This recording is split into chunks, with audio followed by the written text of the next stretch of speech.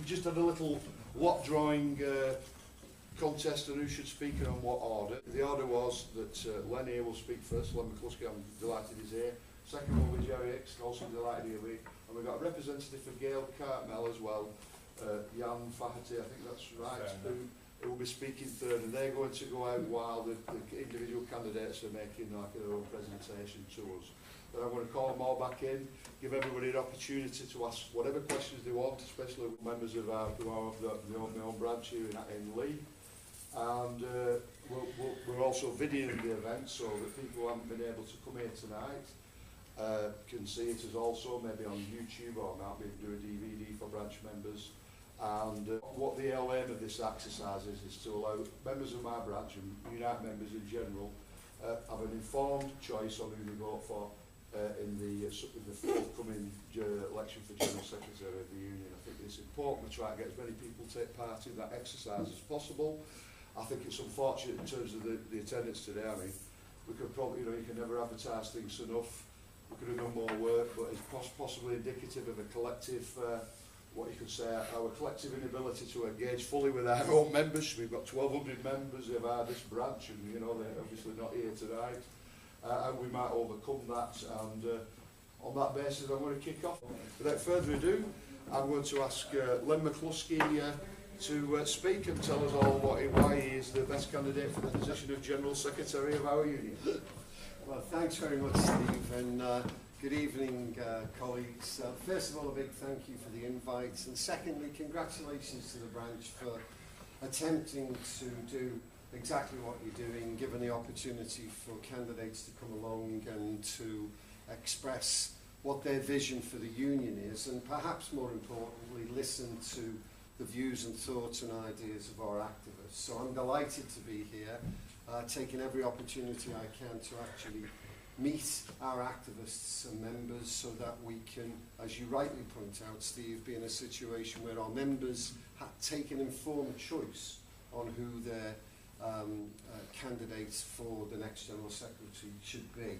Just a quick comment about the other candidates within this election. I regard them as my rivals and not my enemies. They have every right to put forward their views, their thoughts, their ideas of what Unite should be. I've actually written to the three colleagues and suggested that we should try to conduct ourselves in a civilised and a comradely fashion, because my experience tells me that if we get involved in personal attacks, if we get involved in dirty tricks campaigns, then long after the election result has been known, our union will still be riven with division.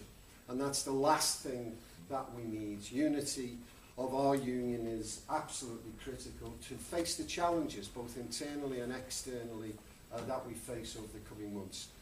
My central message to the literally thousands of shop stewards and activists that I will have met by the end of this campaign is that I want you to feel ownership of this union.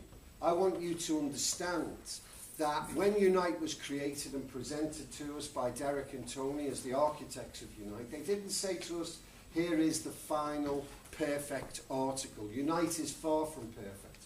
It is, as far as I'm concerned, a work in progress. And it's essential, it's absolutely critical, that if we're going to deliver the vision that our members voted for in 2007, then our activists need to feel that they can have an influence on the direction that the union is taking. They need to feel that they can dictate the pace and direction and the nature of Unite as it takes shape. Because it's only by you feeling ownership of our union that we will have a vibrancy at grassroots level. And it is only at the grassroots level of our union, if it's vibrant, that we're going to be able to actually deliver the vision that we hope to. Unite as a powerful, progressive force for good within our society. Now, Unite itself was created on the basis of certain policies, certain principles. A fighting back union, prepared to stand shoulder to shoulder with its members. An organising union, reaching out to those areas that have yet to benefit from trade union organisation. A union punching its weight in the political arena. A union where our international dimension is greater than any of our previous constituent unions, a union where equality for all becomes a natural part of our everyday way of thinking and not just a slogan, and a union where, most importantly for me, lay member democracy and accountability is the glue that holds it all together.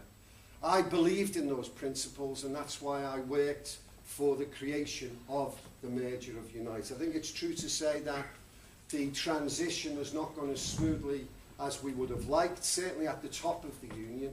The good news is that wherever I go throughout the union, at rank and file level, ex-TNG, ex-Amicus members are joining together, are working together, shop stewards committees. At the top of the union, not quite the same, and we need to very speedily conclude that. And this particular election gives us an opportunity to have a single leader that gives the kind of direction and creates the culture that is needed to complete the transition.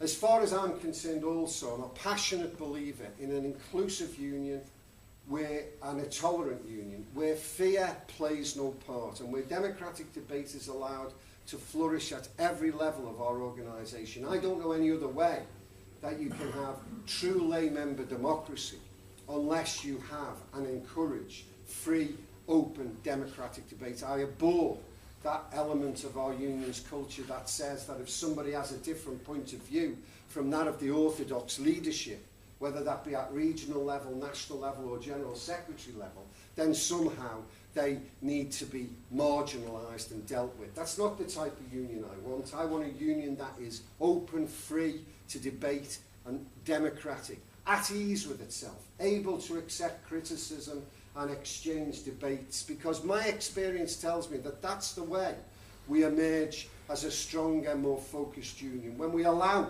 a diversity of discussion and debate, when we have argument with one another, we emerge out of that a stronger and more powerful union. And that's why it is essential that our lay members are allowed to have that freedom to express their views, to play their role in the constitutional committees, and to insist that the whole concept of lay member democracy is put into practice in reality. And of course, we have to unite. I'm very proud of the legacy union that I come from, the TNG. I've been a member of our union now for 42 years.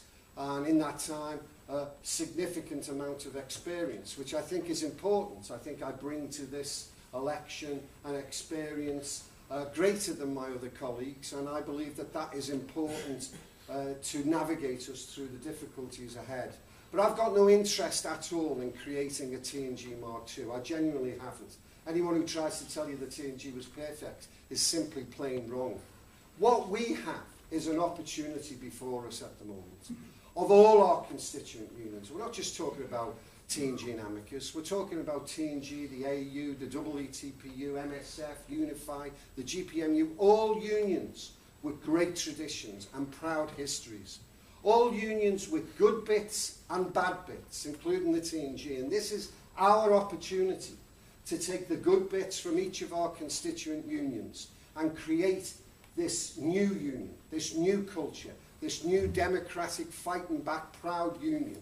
And I believe that this is a great opportunity that we are now engaging our members in debate and discussion so that we can arrive at that position whereby our strength carries us forward, is able to face the challenges internally in the union with some financial difficulties. And if I get time later answering questions, Steve, I'll be able to explain to you that I've got every intention of making certain that any cuts that are being proposed within the union at the moment do not affect the rank and file sharp end of our business.